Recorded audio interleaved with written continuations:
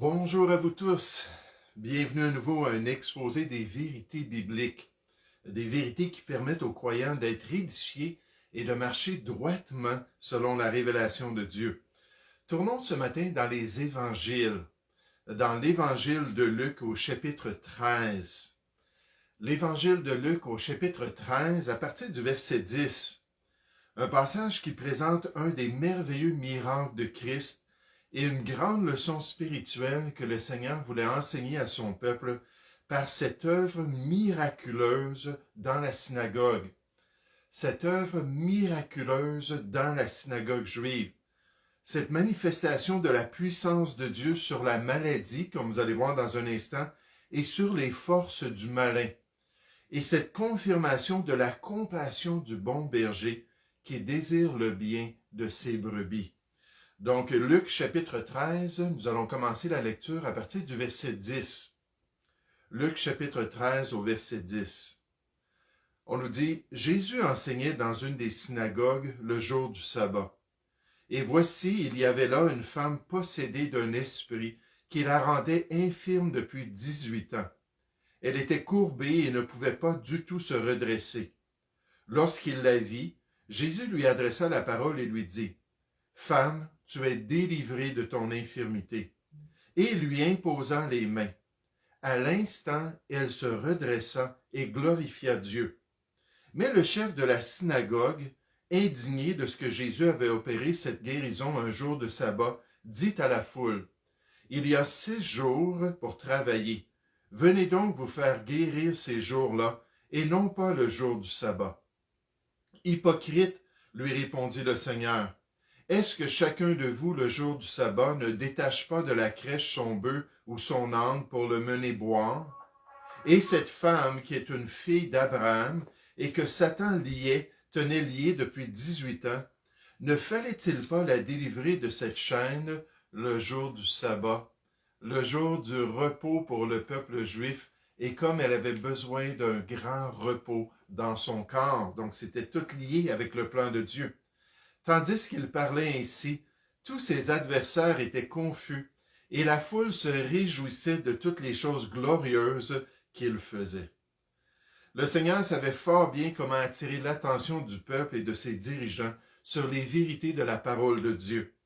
Il savait comment faire ressortir l'absurdité de leur mauvaise interprétation de la loi juive, comme ici sur la question du sabbat juif, et d'autres pratiques qui s'opposaient au Dieu de compassion et de bonté, celui qui avait dit tout à travers l'Ancien Testament, « Car j'aime la miséricorde. » La miséricorde, ceux qui sont miséricordieux, ceux qui sont compatissants, ceux qui ont pitié des autres et qui agissent à leur égard. J'aime la miséricorde et non les sacrifices, non votre religion, non vos pratiques et vos rituels. Et j'aime la connaissance de Dieu, d'avoir une vraie relation avec Dieu, de le connaître personnellement plus que les holocaustes. Et Jésus voulait révéler au peuple comment leurs dirigeants s'étaient trompés dans leur compréhension de la Torah de l'Ancien Testament. Comment ils avaient méconnu le plan de Dieu pour son peuple en affectant grandement l'expérience des descendants de Jacob. Et le Seigneur Jésus voulait que les brebis d'Israël saisissent que leurs dirigeants liaient des fardeaux pesants et les mettaient sur les épaules des hommes, mais ne voulaient pas, les remuer du doigt. Ce qui n'était pas du tout le plan parfait de l'Éternel Dieu. Donc j'aimerais qu'on puisse voir cette œuvre miraculeuse dans la synagogue. J'aimerais qu'on puisse comprendre l'autorité de Christ sur les forces de l'ennemi, et surtout qu'on apprenne nous-mêmes cette grande leçon spirituelle. Mais juste avant, on va prier ensemble et demander au Seigneur de nous disposer. Prions, s'il vous plaît. Ô Père Céleste, Seigneur, j'aimerais te louer, j'aimerais te remercier pour ce beau passage des évangiles, ce texte inspiré qui est utile pour nous et qui va nous guider dans tes voies, alors qu'on considère notre Maître, alors qu'on considère notre Seigneur et notre Sauveur, et son œuvre qu'il a accomplie aux yeux du peuple d'Israël. Ô Père Céleste, je te prie que tu puisses nous édifier ce matin. Je te prie que tu puisses nous encourager dans tes voies Et surtout, Seigneur, je te prie que tu puisses nous enseigner cette grande leçon que les chefs religieux n'avaient pas compris, mais qui est tellement stratégique dans ta volonté. Guide-nous en toutes choses, Seigneur, nous te prions. Et nous te demandons que tu puisses être exalté à travers toute cette exposé, Seigneur, qui a pour but de nous guider dans tes voies. Bénis abondamment, Seigneur, nous te prions, au nom du Seigneur Jésus. Amen. J'aimerais vous faire remarquer d'abord dans ce texte biblique que l'oppression spirituelle existe bien. L'oppression spirituelle existe bien par ce récit et par cette expérience de Christ dans la synagogue. Encore une fois, la parole de Dieu déchire le voile de l'invisible. Elle nous révèle ce qu'il y a dans le monde que Dieu a créé, mais qu'on ne voit pas avec nos sens. Ce domaine, cette réalité spirituelle qui nous entoure autour de nous, cette oppression qui nous est révélée, qu'il y a des démons qui cherchent à troubler la vie des êtres humains créés à l'image de Dieu, et même à l'époque d'Israël, parmi le peuple juif, des ennemis de l'homme qui peuvent affecter la santé physique de ceux et celles qu'ils visent par leurs méfaits, et qu'ils peuvent avoir des conséquences spirituelles derrière leurs symptômes physiques qui paraissent dans leur expérience. Regardez au verset 10. Des conséquences spirituelles, remarquez cela, qui vont affecter leurs symptômes physiques, qui vont affecter leur expérience dans leur corps. Au verset 10, on nous dit, Jésus enseignait dans une des synagogues le jour du sabbat. Et voici, il y avait là une femme possédée d'un esprit, possédée d'un démon, qui, ce démon-là, la rendait infirme depuis 18 ans. Ça faisait 18 ans qu'elle était affectée par cette présence démoniaque dans sa vie. Elle était courbée et ne pouvait pas du tout se redresser à cause de cette oppression spirituelle puissante. Un jeune missionnaire voyageait dans la jungle pour se rendre dans un village voisin du camp de base de sa société missionnaire. Il avait une rare opportunité de pouvoir partager l'Évangile avec le chef d'une tribu totalement séparé des autres. Un clan de la région qui était très menaçant et très réputé pour ses attaques contre les étrangers. Et pourtant, le voilà en route avec la permission du grand chef de venir leur partager l'Évangile. Il était tout excité de pouvoir le faire. C'était toute une opportunité que même les vétérans parmi les missionnaires n'avaient jamais eue, et Dieu lui avait ouvert cette porte-là. Alors il était là, puis il s'en allait à travers la jungle pour se rendre jusqu'à ce village. Mais pendant son long voyage, il avait commencé à ressentir des frissons soudains, des peurs, presque une crise de panique envers les animaux qui pouvaient se trouver dans la forêt. L'impression qu'il y avait dans son cœur que des monstres le surveillaient dans la noirceur qui croissait à travers la journée. Et même il entendait occasionnellement des cris de guerre qu'il croyait être de tribus ennemies qui voulaient venir le tuer. Et dans son cœur, il y avait toujours cette pensée-là de rebrousser chemin, qu'il allait mourir s'il persistait à cheminer vers cette tribu et qu'il devait absolument se sauver. Jusqu'à temps où il a commencé à prier, puis il a commencé à demander à Dieu quelle était sa volonté. Seigneur, tu as ouvert cette porte, Seigneur, tu m'as permis de m'en aller, d'avoir ce privilège d'aller parler à cette tribu. Que se passe-t-il? Puis là, l'Esprit de Dieu lui a rappelé que celui qui était en lui, était plus grand que celui qui était dans le monde. Et au nom du Seigneur Jésus, il a ordonné à la jungle et aux voix qu'il entendait de se taire et de le laisser en paix. Et aussitôt, tout est devenu calme et paisible pour le restant de son voyage. Il est arrivé là-bas à la tribu, le chef lui a permis de lui partager son message, il a été touché, il lui a dit, tu peux revenir aussi souvent que tu veux et parler avec ma tribu. Et ça a été le début d'une œuvre missionnaire extraordinaire avec des âmes sauvées dans cette tribu-là, parce que ce missionnaire-là s'est confié dans le Seigneur. L'ennemi existe, frères et sœurs. Les forces du malin sont agissantes. Des effets tangibles, même dans la vie des croyants, peuvent se manifester dans son quotidien et même affecter son corps. Puis le chrétien doit toujours chercher la face de Dieu pour savoir s'il n'est pas sous les traits enflammés de l'ennemi, pour pouvoir trouver la délivrance qui vient de son Sauveur. Oh, combien de fois dans les Écritures on voit des occasions où Dieu permet une oppression spirituelle, permet une écharpe dans la chair d'un croyant, permet des situations pour que le croyant se tourne vers lui, et non pas nécessairement vers les médecins. Les médecins, c'est pas nécessairement mauvais, mais avant tout se tourne vers le Seigneur pour s'assurer que ce n'est pas quelque chose que Dieu est en train d'essayer d'accomplir dans sa vie, pour s'assurer de ne pas prendre les moyens du monde qui le détourneraient du plan de Dieu. Je me rappelle de cette histoire que j'ai racontée à quelques reprises d'un chrétien qui était revenu après une journée de travail à la maison et sa femme lui avait annoncé que leur petit garçon était à l'hôpital. Puis il a dit, mais qu'est-ce qui se passe? Pendant cette journée-là, il avait participé à un spectacle d'hypnose à l'école. Et on lui avait dit de faire comme s'il était une mule pendant le spectacle. Donc, tous les petits-enfants avaient reçu des rôles d'animaux, puis l'hypnotiste leur avait dit de faire ces rôles-là. Puis à un moment donné, il avait dit, OK, arrêtez. Puis là, tout le monde était arrêté, tous les enfants avaient cessé, mais pas le petit garçon. Il avait continué à se comporter comme une mule. Puis là, on est venu lui parler, son professeur, puis les autres étudiants, puis il ne comprenait pas, il était vraiment comme un animal. Et finalement, on l'a amené à l'hôpital, puis les médecins ont commencé à regarder sa situation, ont commencé à conseiller à la mère d'aller voir un psychiatre. C'est là que le père est revenu de travail, puis elle l'a consulté.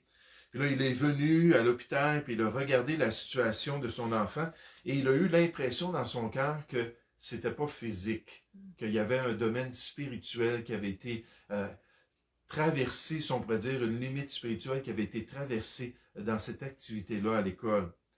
Puis il a osé, devant les médecins et les infirmières, d'ordonner au mauvais esprit de laisser son fils tranquille au nom de son Sauveur. Et à la surprise de tous, le petit garçon a cessé d'agir comme un enfant, s'est étiré comme un enfant, comme un animal, s'est étiré, puis il a dit, mais qu'est-ce que je fais ici? Pensant se réveiller d'une nuit de sommeil. Puis Dieu avait répondu à leur prière et s'était manifesté dans cette situation. Mais considérez de même dans le texte biblique comment le Seigneur est souverain sur l'ennemi. Le Seigneur est souverain sur l'ennemi. Notre Dieu peut vaincre les méfaits des forces démoniaques n'importe quand. Il peut briser le pouvoir des esprits impurs qui cherchent à rendre l'homme esclave de leur manigance. Il sait délivrer ceux qui se tournent vers lui pour être sauvés. Regardez dans notre texte au verset 11. Toujours dans Luc chapitre 13 au verset 11, dans le ministère de Christ. On nous dit, et voici, il y avait là une femme, donc une juive, possédée d'un esprit qui la rendait infirme depuis 18 ans. Elle était courbée et ne pouvait pas du tout se redresser. Lorsqu'il la vit, Jésus lui adressa la parole et lui dit, « Femme, tu es délivrée de ton infirmité. » Et il lui imposa les mains à l'instant. Et que j'aime les miracles du Nouveau Testament. À l'instant, instantanément, elle se redressa et glorifia Dieu. Parce que le Seigneur était intervenu dans sa situation.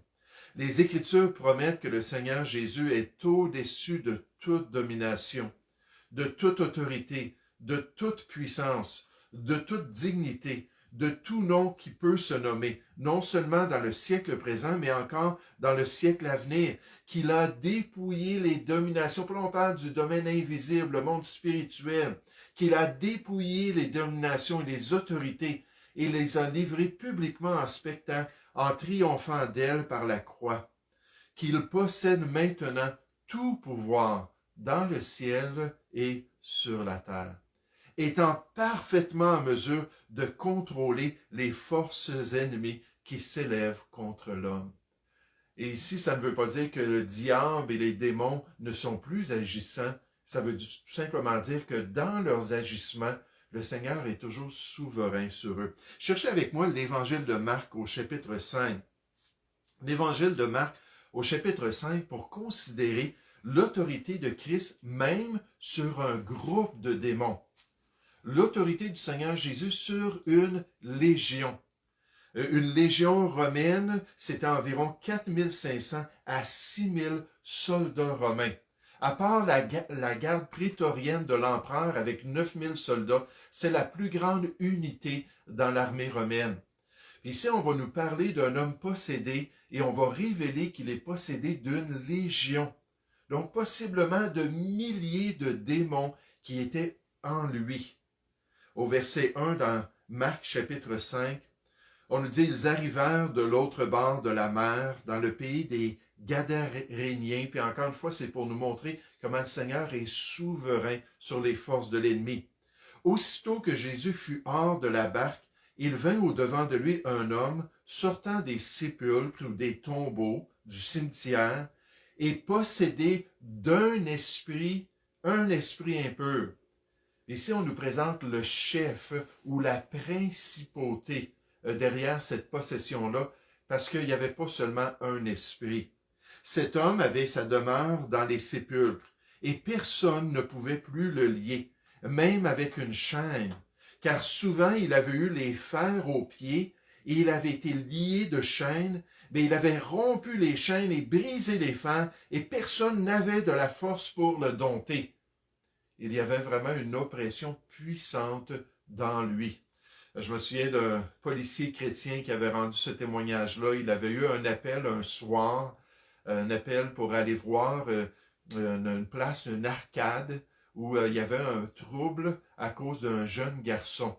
Le jeune garçon, je ne me souviens pas de l'âge, je pense qu'il avait à peu près 10-11 ans, qui faisait du trouble, puis finalement, il est arrivé là-bas, puis tout de suite, il a entendu les cris dans l'arcade, malgré tous les bruits des différents jeux, il entendait quelque chose, quelqu'un crier. Puis il est arrivé là-bas, puis il a vu un garçon qui lançait des choses, puis qui criait après les gens, puis qui faisait des injures, puis il était vraiment là, très cru dans ses paroles. Puis là, le policier est venu le voir, il a dit « Hey, jeune garçon, calme-toi. » Puis là, il l'a regardé, puis en face d'une source d'autorité, il a commencé à crier après lui, puis il était insultant, puis il le traitait de toutes sortes de noms. Il a dit « Calme-toi, sinon je vais devoir t'arrêter. » Puis finalement, il n'a pas voulu du tout se calmer.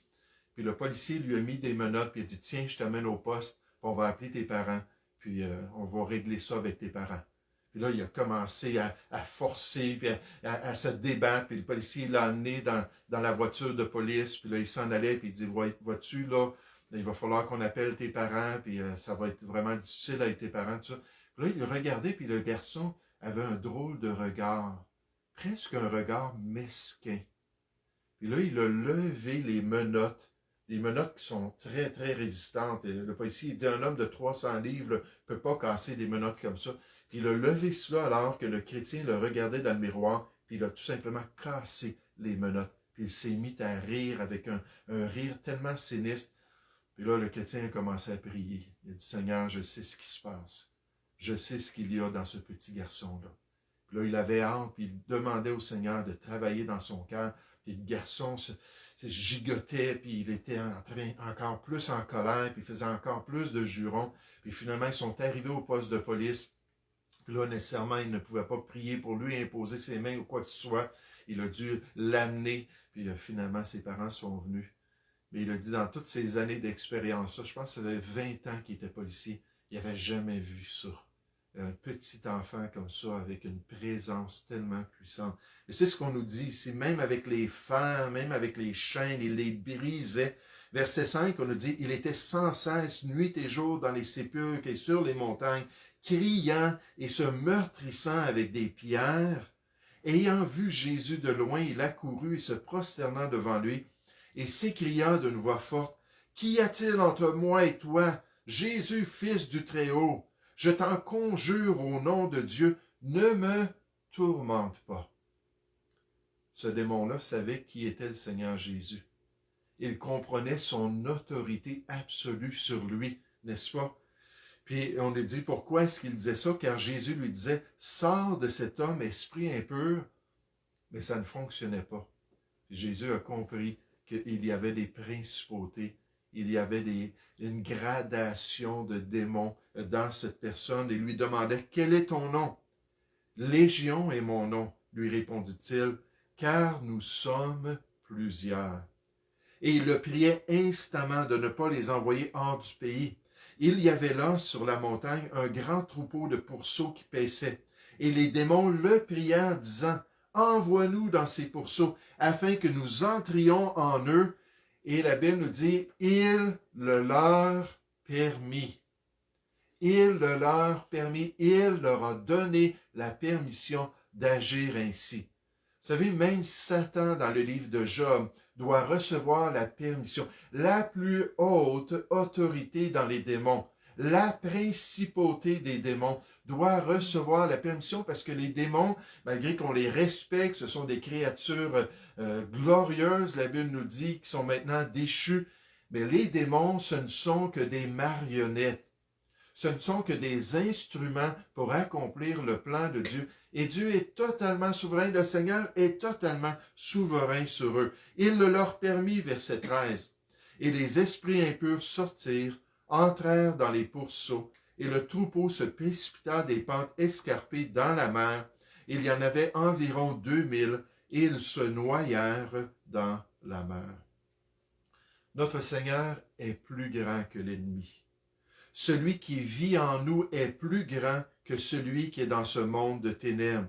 Et nous pouvons toujours trouver la victoire sur les traits enflammés du malin. Au point que l'apôtre Jacques s'est exclamé, « Soumettez-vous donc à Dieu. Soyez donc en relation avec votre Père céleste. Demeurez dans ses voies. Soyez soumis à sa parole. Mettez en pratique les Écritures. Marchez avec lui. » C'est ce qu'on nous dit ici. Soumettez-vous donc à Dieu avec une telle relation. Résistez au diable et il fuira loin de vous. Pourquoi? Parce que le diable voit derrière le chrétien son bon berger qui a son bâton et sa houlette, qui est là pour le protéger, qui est là pour le garder. Et il va fuir loin de vous si vous êtes en relation avec votre Sauveur, si vous marchez avec votre bon berger. Et j'aimerais qu'on retienne en terminant ce matin la grande leçon pour le peuple. La grande leçon en particulier pour le peuple d'Israël, mais cette même vérité dans la nouvelle alliance. La vérité que les enfants de Dieu doivent toujours comparer leurs pratiques religieuses ou leurs pratiques personnelles avec la volonté de Dieu. Qu'ils doivent toujours s'assurer de ne pas manquer la volonté du Seigneur au profit d'une tradition humaine quelconque. Et cette grande leçon fut présentée par le Seigneur Jésus en face d'une réaction du chef religieux de la synagogue. Regardez au verset 14. Sa réaction envers le grand miracle que Jésus a accompli. Au verset 14, on nous dit, « Mais le chef de la synagogue, indigné de ce que Jésus avait opéré cette guérison un jour de sabbat, dit à la foule, « Il y a 6 jours pour travailler. Venez donc vous faire guérir ces jours-là, et non pas le jour du sabbat. » Hypocrite, lui répondit le Seigneur, est-ce que chacun de vous, le jour du sabbat, ne détache pas de la crèche son bœuf ou son âne pour le mener boire et dit, là, je viens de faire une guérison, là, je viens de délivrer cette femme-là qui était sous cette oppression depuis 18 ans, qui ne pouvait même pas se relever, qui ne pouvait même pas fonctionner normalement. N'as-tu pas de compassion pour elle? N'as-tu pas de sensibilité comme tu l'aurais pour un de tes animaux que tu serais prêt à mener boire le jour du sabbat? Et cette femme qui est une fille d'Abraham et que Satan, puis on voit que les démons, même les principautés puis les légions, accomplissent la volonté de leur maître, n'est-ce pas? Que Satan tenait lié depuis 18 ans, ne fallait-il pas la délivrer de cette chaîne le jour du sabbat, le jour du repos de Dieu, le jour de bonté du Seigneur? Tandis qu'il parlait ainsi, tous ses adversaires étaient confus et la foule se réjouissait de toutes les choses glorieuses qu'il faisait. Quelle est la grande leçon pour nous dans ce texte biblique-là, frères et sœurs? C'est que la religion ne doit jamais remplacer une vraie compassion envers autrui. L'observation de rituels et de dogmes, comme on voit à l'époque d'Israël, ne doit pas remplacer la volonté de Dieu envers son peuple. Et la sensibilité envers les besoins d'autrui devrait toujours orienter les pratiques de ceux qui veulent réellement suivre le Seigneur. Puisque notre Dieu est un Dieu de compassion, notre Seigneur est un Seigneur de miséricorde, et qu'il veut que son peuple soit donc miséricordieux, comme son Père céleste est miséricordieux. J'aimerais juste qu'on tourne dans un autre passage en terminant. Regardez un autre exemple. Dans Matthieu chapitre 12, où les dirigeants ont manqué de sensibilité, ils ont manqué de compassion, ils ont manqué de miséricorde dans l'application de la loi de Dieu dans l'Ancien Testament. Matthieu chapitre 12 au verset 1, on nous dit, en ce temps-là, Jésus traversait des champs de blé un jour de sabbat, encore une fois. Ses disciples qui avaient faim se mirent à arracher des épis et à manger. Les pharisiens, voyant cela, lui dirent, « Voici tes disciples font ce qu'il n'est pas permis de faire pendant le sabbat. » Mais Jésus leur répondit. Et l'idée que Jésus va partager, c'est que Dieu est un Dieu de compassion. Le sabbat n'était pas contre l'homme, le sabbat était pour l'homme, était pour le bien du peuple d'Israël. Jésus leur répondit, « N'avez-vous pas lu ce que fit David lorsqu'il eut faim? Lui et ceux qui étaient avec lui lorsqu'il se sauvait du roi Saül, comment il entra dans la maison de Dieu et mangea les pains de proposition qu'il ne lui était pas permis de manger si on regarde juste la loi dans son essence, sans comprendre le cœur de Dieu, sans comprendre l'esprit derrière la loi. Il ne leur était pas permis de manger, non plus qu'à ceux qui étaient avec lui, et qui étaient réservés aux sacrificateurs seuls. Ou n'avez-vous pas lu dans la loi que les jours de sabbat, les sacrificateurs violent le sabbat dans le temple sans s'en rendre coupables? Donc Dieu permet cela pour pouvoir permettre que le sacerdoce continue, même le jour du repos. Ces serviteurs-là étaient en train de faire une œuvre qui était permise par Dieu. Comme Dieu allait permettre à son roi de pouvoir bénéficier de cette nourriture sacrée-là pour accomplir son plan. Or, je vous le dis, il y a ici quelque chose de plus grand que le temple. Si vous saviez ce que signifie, puis encore une fois, ce principe-là pour interpréter nos pratiques, pour interpréter nos conduites, pour nous permettre d'avoir une sensibilité envers ce qu'on est en train de faire. Je prends plaisir à la miséricorde, voici le principe, et non au sacrifice. Si vous aviez saisi ça, vous n'auriez pas condamné des innocents, car le Fils de l'homme est maître du sabbat. Ces chefs religieux avaient un gros problème de perspective et de priorité dans leurs pratiques religieuses. Jésus révèle clairement lorsqu'il leur dit « Malheur à vous, scribes et pharisiens hypocrites, parce que vous payez la dîme ou le 10% de la menthe, de l'âneth et du cumin, ce 10% qui devait être pris sur le revenu des Juifs pour l'entretien du temple. Eux, ils calculaient même leurs petites semences, pas des semences, mais l'encens et les différentes choses qu'ils avaient. Ils calculaient la dîme de ça. Et que vous laissez, malgré que vous êtes tellement pointilleux, vous laissez ce qui est plus important dans la loi, c'est-à-dire la justice, la miséricorde et la fidélité. C'est là ce qu'il fallait pratiquer, cette dîme, c'est très bien, sans négliger les autres choses. Conducteur aveugle, qui coulait le moucheron et qui avalait le chameau.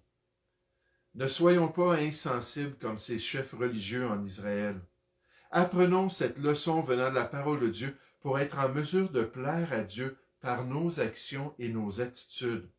Assurons-nous de ne pas être des chrétiens avec une soi-disant piété, mais avec des agissements qui détruisent tout autour d'eux.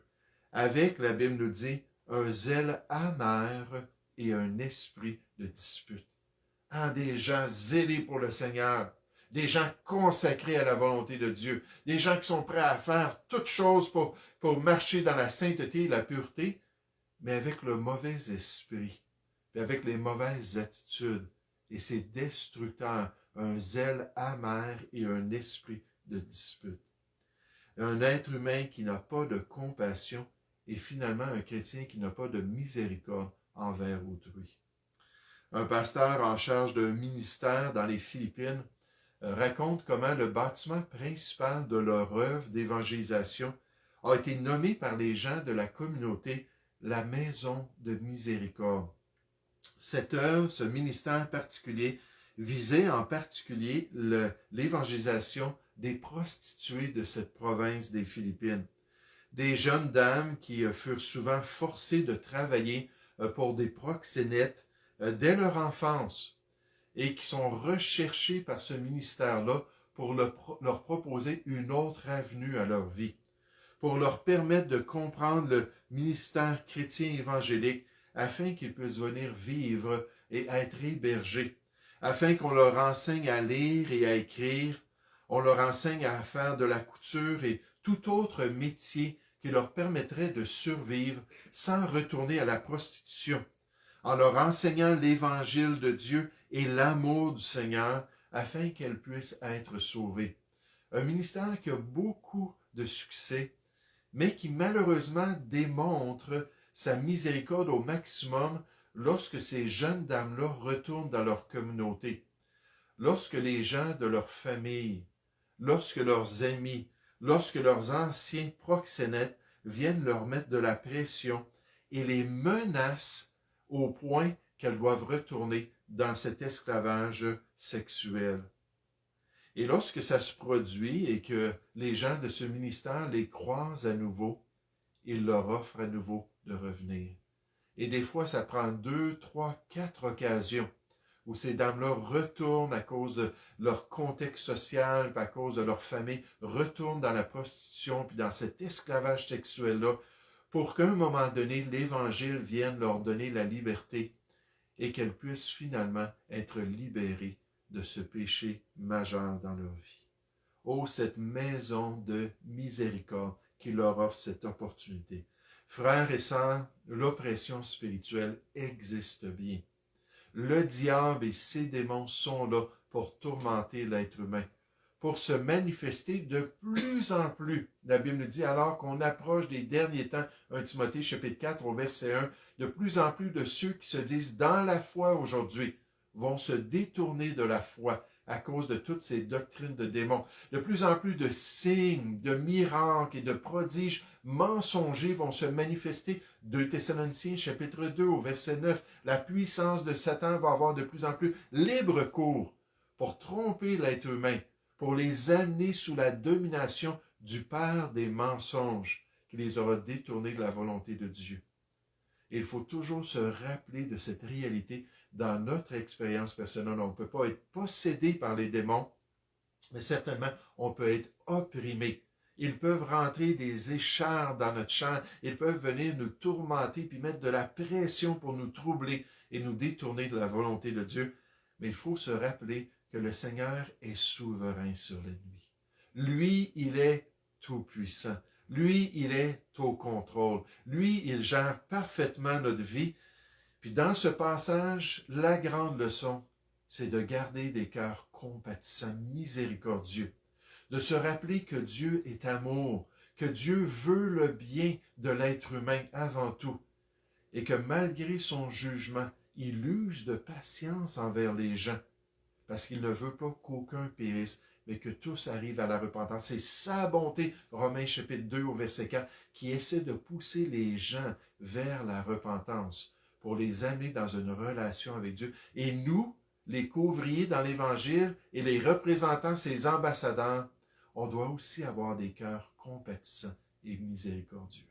Oh, que le Seigneur puisse nous aider à l'honorer par nos attitudes, qu'il puisse nous aider à l'honorer par nos agissements, et qu'on puisse cette semaine lui être agréable en toutes choses, ayant la victoire dans le domaine spirituel, marchant intimement avec Dieu pour que le diable même puisse fuir de nous, ce lion rugissant qui ne craint personne, mais qui craint le bon berger et qui va s'éloigner de notre vie et toujours en gardant la bonne attitude. J'espère que ce passage biblique-là vous a encouragé à marcher avec le Seigneur de la bonne manière et à dépendre de lui quotidiennement pour être victorieux et pour être toujours miséricordieux envers autrui. Que le Seigneur vous bénisse abondamment.